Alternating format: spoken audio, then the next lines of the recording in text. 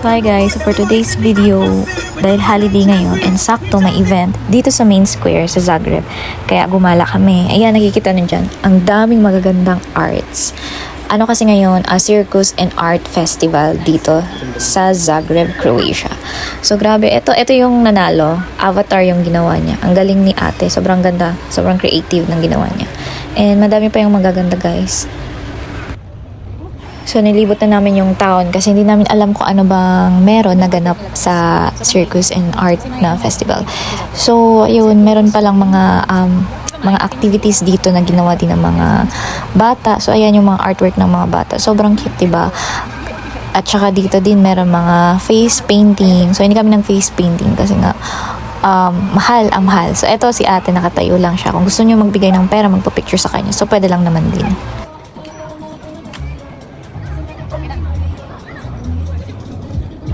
So, bumalik na kami sa main square kasi nga nag-start na itong circus nila. Circus nga. So, yun, ito mag-asawa yan sila sa Mexico din galing. Entertaining naman din. Pero, naboboringan na ako kasi nga, meron akong napapanood na ganito din sa Pilipinas eh. And mas mahusay naman din talaga yung mga Pilipino. So, anyways, libre lang naman din to. So, why not naman na ma-amaze and manood ng libre lang, di ba? So, ayan, mag-asawa sila and ito na talaga yung job nila na magpasaya, mag-entertain ng ibang tao. Then after that, after nila mag-perform, syempre kailangan magbibigay ka ng donations sa kanila.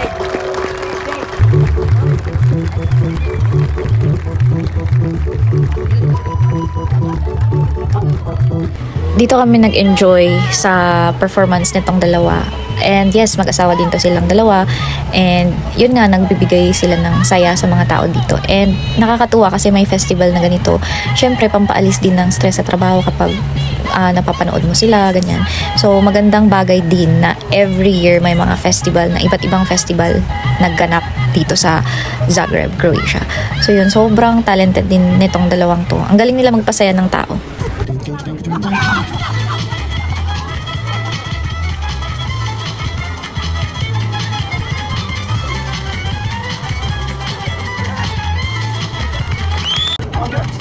And guess what? Taga-Mexico din yan sila guys. So, alam naman natin na pag taga-Mexico, parang Spanish lang din yung language nila.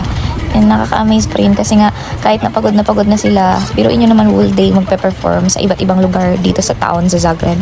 Hindi lang sila nagpe-perform sa main square. Paminsan pupunta sila doon sa may park kung saan yung gitna ng main square tsaka yung Glavny. So, yun.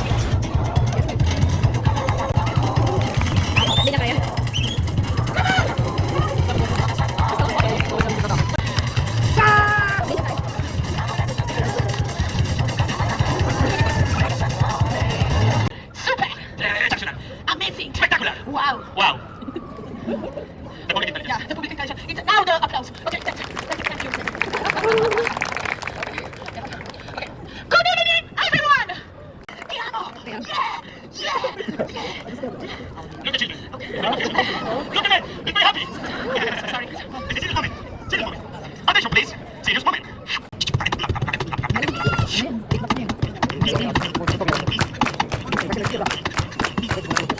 So, sakto din na itong event na to, itong Circus and Art Events Festival na ginawa nila. Sakto talaga dahil holiday ngayon. So, nakapaggala kami at nakapanood kami ng free lang. Kasi sa taon lang siya ginagawa. So, it's up to you kung magbibigay ka sa kanila ng pera kasi after nila mag-perform, meron silang bibigyan na parang basket yung kagaya sa church. Tapos, parang donation lang yun kung magkano ibibigay mo sa kanila. So, yan yung job nila. And nakaka-amaze din na nagbibigay sila saya sa mga tao na nanonood.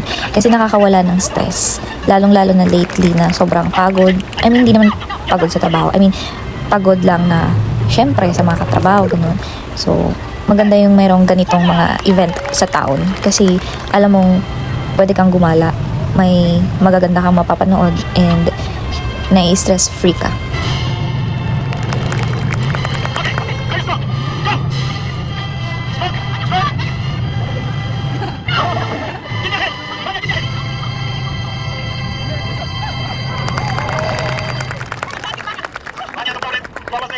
Check the man, the head, look at the public, that's fine. Okay, fine. This is good. You speak Spanish?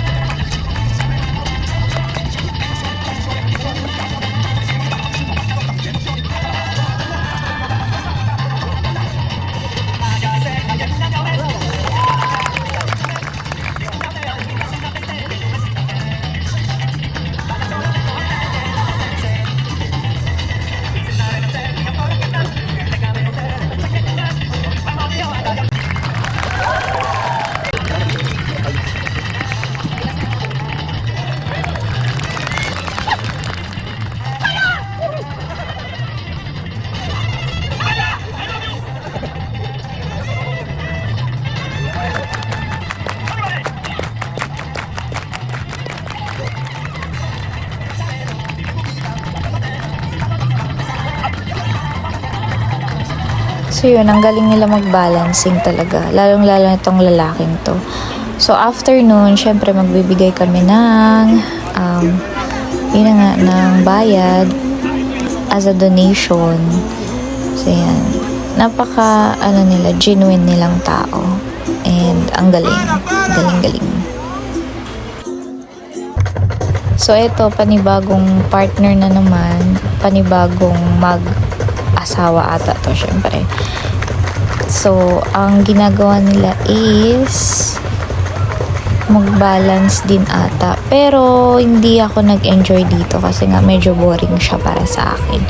Pero anyways, magaling din sila mag-balance and yun, okay naman yung performance nila para sa akin.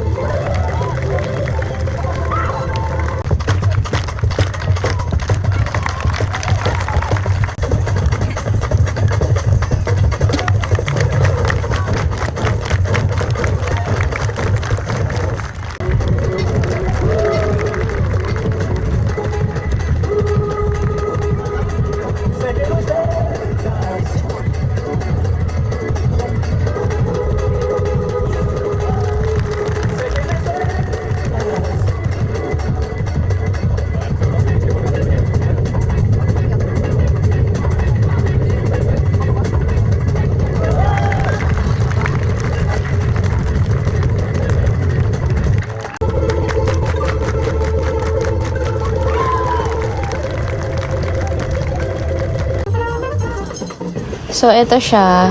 He is from South Korea and yung performance niya is, he is a magician. So, nagmamagic siya ng mga tricks para sa mga bata. And, okay naman yung performance niya. At least ang galing niya kahit mag-isa lang siya. He can manage to make people laugh and can make children enjoy kung ano man yung ginagawa niya. So, nakaka-proud din kasi hindi siya, alam mo yun, hindi siya awkward kasi nga alam niya paano magpasaya ng tao.